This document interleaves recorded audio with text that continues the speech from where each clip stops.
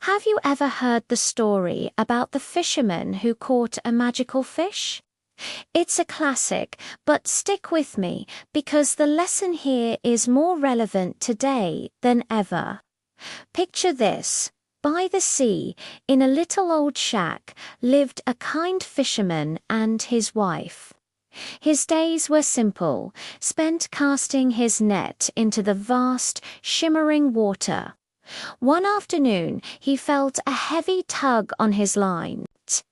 He pulled, and to his astonishment, he reeled in a magnificent golden fish. But this was no ordinary fish. It spoke, "Kind fisherman," it pleaded, "please let me go. I'm not a real fish, but an enchanted prince. There's no good in keeping me." The fisherman was a simple, gentle soul. He was so startled to hear a fish speak that he didn't even think to ask for anything. He just carefully unhooked the fish and let it swim back into the deep blue sea. He went home empty-handed, but with an incredible story to tell. When he told his wife what had happened, she wasn't amazed. She was furious. "You fool," she screamed. "You caught a magical fish and you let it go without asking for a single thing. We live in this miserable hut. Go back right now and ask for a cozy little cottage." The fisherman didn't want to, but his wife's anger was a storm in itself, so he trudged back to the shore. The sea was calm and green. He called out, and almost instantly the golden fish appeared. He explained his wife's demand, feeling a bit ashamed. The fish simply replied, "Go home. She already has it." And sure enough, where their old shack once stood, there was a beautiful, clean cottage with a little garden. For a week, everything was perfect. But then his wife got restless. "This cottage is too small," she declared. "Go back to the fish. Tell him I want a grand stone castle." The fisherman's heart sank. "Wife," he said, "this is more than enough. Why would we need a castle?" But she wouldn't listen. Defeated, he returned to the sea. This time, the water was darker, a murky purple blue. He called for the fish, and when it came, he delivered his wife's new wish. The fish just sighed and said, "Go home. She is already there." He returned to find a massive castle, complete with towers and servants. You'd think that would be enough, right? Wrong. The very next morning, his wife woke him at sunrise. "Go to the fish," she commanded. "I am the mistress of this castle, but I want to be queen of all the land." The fisherman was horrified. "That's a terrible thing to ask," he pleaded.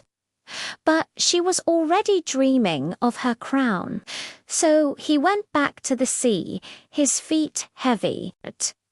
The sea was now a churning, angry grey, and the wind whipped his face. He called out, his voice trembling. The fish appeared, looking weary. After hearing the wish, it said, "Go home. She is already queen," and there she was on a golden throne, a crown on her head. But even being queen wasn't enough. Power is a hungry beast. Soon she wanted to be empress. The fish granted it. The sea turned black.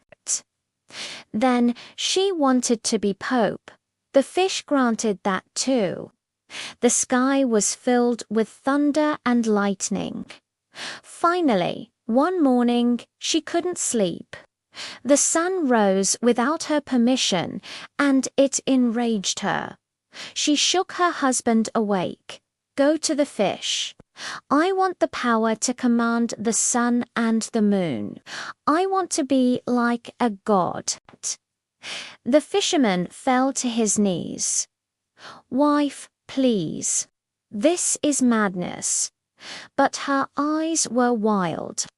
He stumbled to the shore, barely able to stand against the hurricane-force winds. The sea was a terrifying, black, roaring monster. He screamed for the fish. When it appeared, its voice boomed over the storm. "What does she want now?" he asked. The fisherman whispered, "She wants to control the sun and the moon." The fish looked at him one last time. "Go home," it said, and then it vanished into the churning waves. A great wave crashed over the land, and in a flash of light, everything was gone. The castle, the servants, the crown, the throne. The fisherman and his wife found themselves sitting right back where they started, in their tiny, dirty old hut by the sea, and there they stayed for the rest of their days. This story isn't just about a greedy wife, it's a mirror. In a world that constantly tells us we need more, bigger house, a better job, more followers, more everything, it's easy to lose sight of what truly matters. We forget to be grateful for the simple cottage, for the health we have, for the people we love. Unchecked ambition and a lack of gratitude can leave us with nothing. It reminds us to find joy in the present, to be thankful for what we have before the sea turns black and takes it all away. Thanks for watching, and if this story resonated with you, hit that subscribe button for more tales that make you think. See you next time.